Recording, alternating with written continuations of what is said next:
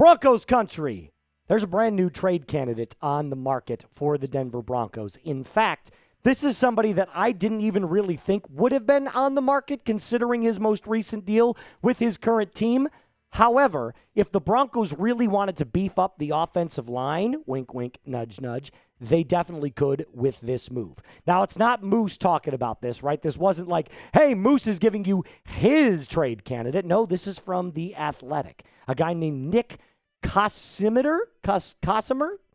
I'll have to figure out how to pronounce his name correctly, but he is a writer for The Athletic. He deals entirely with NFL-related content, and he claims the Denver Broncos should be buyers at the trade deadline. Do me a favor, though, when I ask you this question. What will the Broncos be at the trade deadline? Buyers or sellers? Type B for buy or S for sell. For those of you who are unaware, if the Broncos are going to be considering themselves as Super Bowl contenders this year, they should be buyers. If they don't, they should be sellers. Now, like I said, Nick Kosmider, I'm going to say that, Kosmider, that's how you say it, claims the Denver Broncos should buy. Like I said, I'm in full agreement with him. I do believe the Denver Broncos should buy. I disagree with him in this premise to go out and get a player like the guy that he listed. Who is that specific player? His name is Joel Bitonio. I almost said Benito. Joel Bitonio is a guard from the Cleveland Browns. And Bitonio is one of those players that is a savvy NFL veteran. He is, like an 11-year veteran at this player. He's coming to the very, very end of his career. But Nick talked a little bit about this guy, Mr. Bitonio, and why he'd make such a good fit for the Denver Broncos. Nick says that he threw out an interesting name as part of a piece that identified all 32 teams as buyers or sellers. Veteran guard Joel Bitonio of the Cleveland Browns has been a top-tier guard for a long time, and while he is 34, he'd likely be a plug-and-play solution that would end the game of guard roulette for the Denver Broncos. So what do we know about Bitonio? 2014 second-round pick by the Browns. He now holds the record, by the way, for the Cleveland Browns for 168 starts. That's the most of any Cleveland Browns player ever. And he's a true leader of their offensive line. Now, again, he's a guard. He's a captain. He's a player that understands the position better than most guys in the NFL. Is he going to be a top-tier guard? No, he's not. Especially considering that the Cleveland Browns are 2-5. They're probably looking to scrap everybody down. But this is also a very impressive stat right here. 168 starts, most by a Browns player. Maybe not in NFL history, but most in a long time. I also thought this was a really cool picture that they put out on their social media site. So this is a player, by the way, that in my opinion could solve the Ben Powers dilemma. But again, this is not the move that I would make. I'm just giving you what other people around the NFL are saying the Denver Broncos should do. I'm in the firm camp of believing that the Denver Broncos still need a weapon of some sort, whether that be a tight end or a wide receiver. But clearly right now, the rest of the league thinks the Denver Broncos have such a glaring hole at that left guard spot, they can't figure it out. And I disagree with that. I think Palczewski is definitely holding the fort down.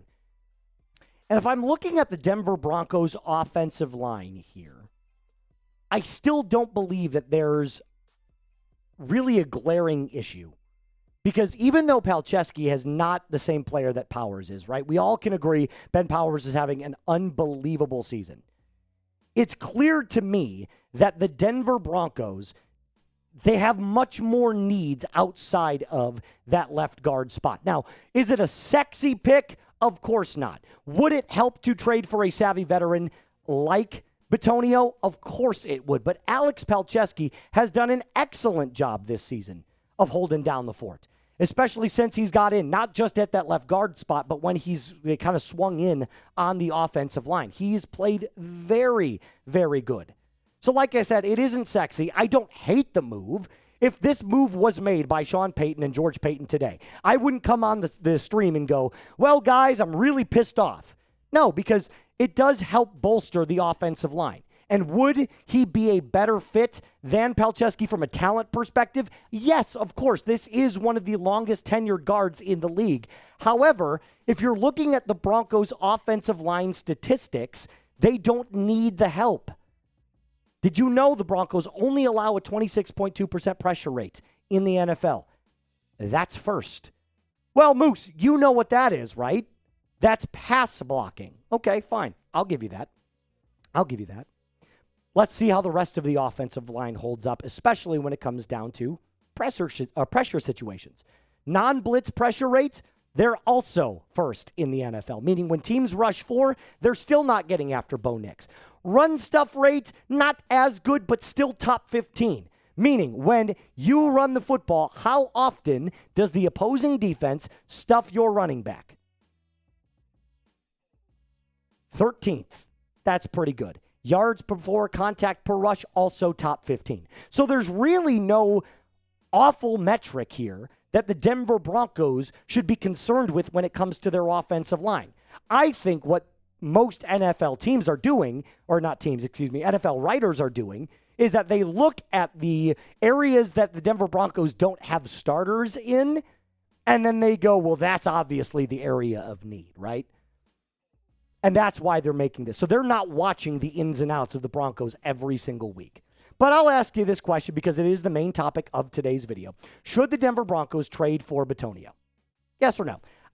I'm going to say no, not because I dislike the player or I dislike the move. I don't think it addresses the needs for the Denver Broncos. And coming up, I'm going to tell you why it doesn't make sense for Denver, why it should be that we go after a tight end or a wide receiver if we are serious about buying at the trade deadline. Now, before I do that, I got to tell you about our friends over at Prize Picks. You and I make decisions every single day, but on Prize Picks, being right can actually get you paid. You don't want to miss any of the excitement this football season on Prize Picks, where it is good to be right. Did you know Prize Picks is the only app that offers stacks, meaning you can pick the exact same player up to 3 times in the same lineup? You want to pick more or less on Bo Nix's passing yards, rushing yards, and touchdowns? You can do it now on the exact same lineup, only on Prize Picks. Follow other Prize Picks players directly on the app and copy their lineups in one simple click on the brand new feed tab. My lineup looks like this for you. Carson Wentz on Thursday Night Football tonight. Let's go Vikings against the Chargers. Less on the passing yards. Jalen Hurts more on the passing touchdowns, and Jamar Chase more on the rushing plus receiving touchdowns. Yours can look like this, but it doesn't have to. Download the app today. Use code CLNS to get $50 in lineups after you play your first $5 lineup. That's code CLNS to get $50 in lineups after you play your first $5 lineup. Prize Picks. It is good to be right. Here's another reason why it doesn't make sense to go out and trade for a guy like Bitonio. He's currently making $15 million a year on a 1-year deal. So clearly the Cleveland Browns don't value him enough to say, we're going to give you a multi-year deal given his age, 34 years old. And I don't think the Denver Broncos would want to go out and pay him another long-term contract, considering we still get Ben Powers back in December. So this would only be what, like a 4, 5, 6 game rental at the most? Why would you do that? Why would you give up draft capital, even if it was a 6th or a 7th round pick, just to go get a player for 5 to 6 games? It just doesn't make any sense. You could go out and sign a free agent for that and then just release him after the season is done. Let him make a little bit of money, give him a couple of game checks, and have them on their way. Now, this is not because the Denver Broncos don't have available cap, but believe it or not, they're estimated right now in 2026 to have $49 million in available cap space to go out and spend. That's a pretty hefty amount. That's a couple of players here, a couple of players there. They've got some money to do some moves, but that's not the right move to make. In fact, if you were going to make a move, if you were going to go out there and make sure that you made yourself a Super Bowl contender, you would go after one of these 3 players. Jalen Waddle, David Njoku, who I absolutely freaking love, and Calvin Ridley, who I also believe has a lot more juice left in the tank. It just so happens the Tennessee Titans are absolutely booty cheeks. But remember, the NFL media, they're going to look at what kind of Broncos are not starting, and the only glaring issue right now that we have is that left guard position. Glaring issue.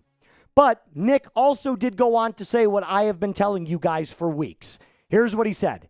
Payton's dismissed the notion of needing a defined number 2 wide receiver behind Sutton. But Denver could definitely use another playmaker. And one of the main features of the trade deadline market is overpriced but still viable wide receiver rentals who might be a good fit. If Payton's belief in quarterback Bo Nix is really as strong as he keeps telling us it is, getting another weapon makes a lot of sense. Here's another thing that you need to know. The Denver Broncos, alongside some of the other top teams in the NFL, utilize a very high play action rate. This is great stuff. Great stuff. But I will also challenge you with this. The teams that have great play action rates that find even more success can also do it when they have 12-man personnel on the field, meaning dual tight end sets. The Denver Broncos like to run that, but the problem is that our tight ends still aren't living up to the expectations that we've placed on them.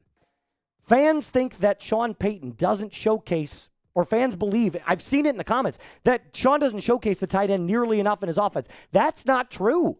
I think he does. I think Evan Ingram hasn't been as good as we thought. I think that's part of the problem. I think the injuries have limited him a little bit. I think Bo Nix's inaccuracy has been limited a little bit. So why not go out and get a guy that can body players over the middle of the field, especially those bigger body linebackers like David Njoku can? That's just my opinion. But I'll leave that for another day. A reminder to hit that subscribe button, hit that thumbs up icon, and as always, Broncos country, mile high salute, be cool.